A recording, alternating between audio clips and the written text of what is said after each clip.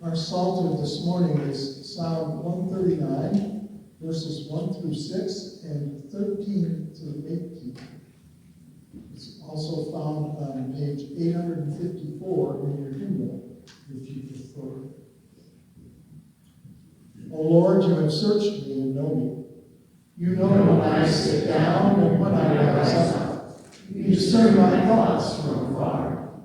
You search out my path and my lying down, and are acquainted with all my ways. Even before a word is on my tongue, O Lord, you know it altogether.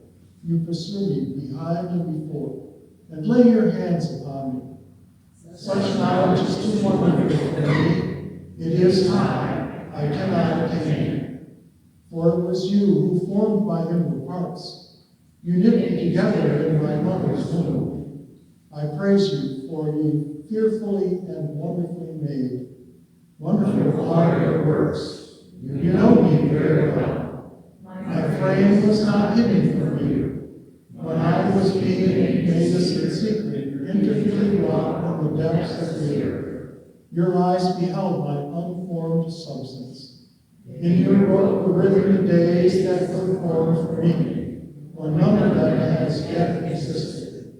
How profoundly are your thoughts, O God? How vast is the sum of them? If I could count them, they would run on the sand. When I awake, you are still with you. Today's Old Testament reading comes from the book of 1 Samuel, chapter 3, verses 1 through 20.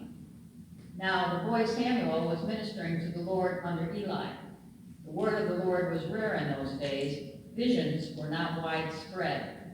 At that time, Eli, whose eyes had begun to grow dim so that he could not see, was lying down in his room. The lamp of God had not yet gone out, and Samuel was lying down in the temple of the Lord, where the ark of God was. Then the Lord called, "Samuel, Samuel." And he said, "Here I am." And he ran to Eli and said, "Here I am, for you called me."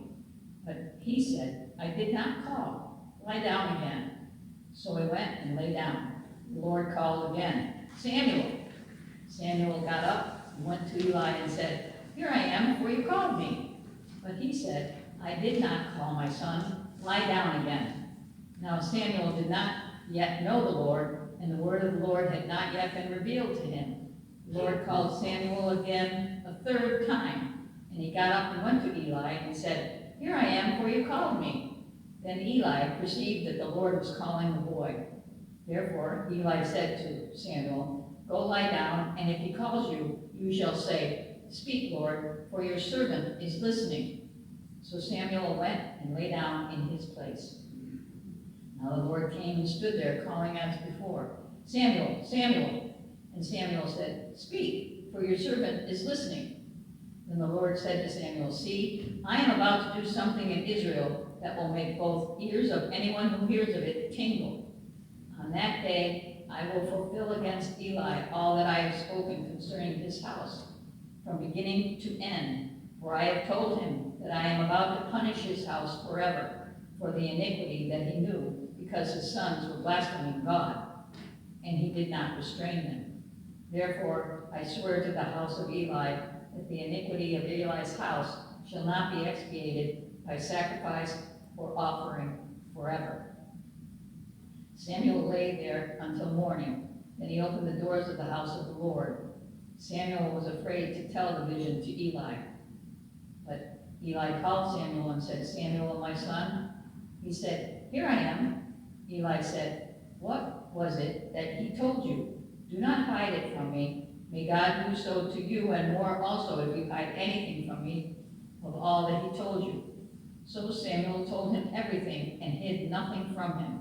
Then he said, "It is the Lord. Let him do what seems good to him." As Samuel grew up, the Lord was with him and let none of his words fall to the ground. And all Israel from Dan to Beersheba knew that Samuel was a trustworthy prophet of the Lord. Now today's epistle comes from 2 Corinthians chapter 4, verses 5 through 12. "For we do not proclaim ourselves, we proclaim Jesus Christ, as Lord, and ourselves as your slaves for Jesus' sake. For it is the God who said, "Let light shine out of darkness," who has shown in our hearts to give the light of the knowledge of the glory of God in the face of Christ. But we have this treasure in clay jars, so that it may be made clear that this extraordinary power belongs to God and does not come from us. We are afflicted in every way, but not crushed, perplexed, but not driven to despair, persecuted, but not forsaken, struck down, but not destroyed, always carrying in the body the death of Jesus, so that the life of Jesus may also be made visible in our bodies. For while we live, we are always being given up to death for Jesus' sake, so that the life of Jesus may also be made visible in our mortal flesh. So death is at work in us, but life in you. Today's gospel lesson comes from the book of Mark, chapter 2, verses 23 through 3 and 6. One Sabbath, he was going through the grain fields, and as they made their way, his disciples began to pluck heads of grain. The Pharisees said to him, why are they doing what is not lawful on the Sabbath? And he said to them, have you never read what David did when he and his companions were hungry and in need of food? He entered the house of God when Abiathar was high priest and ate the bread of the presence, which it is not lawful for any but the priests to eat, and he gave some to his companions. Then he said to them, the Sabbath was made for humankind, and not humankind for the Sabbath. So the Son of Man is Lord even of the Sabbath. Again he entered the synagogue, and a man was there who had a withered hand. They were watching him to see whether he would cure him on the Sabbath, so that they might accuse him. And he said to the man who had the withered hand, come forward. And he said to them, is it lawful to do good or to do harm on the Sabbath, to save life or to kill? But they were silent. He looked around at them with anger. He was grieved at their hardness of heart, and said to the man, stretch out your hand. He stretched it out, and his hand was restored. The Pharisees went out and immediately conspired with the Herodians against him, how to destroy him. This is the word of God for the people of God. Thanks be to God.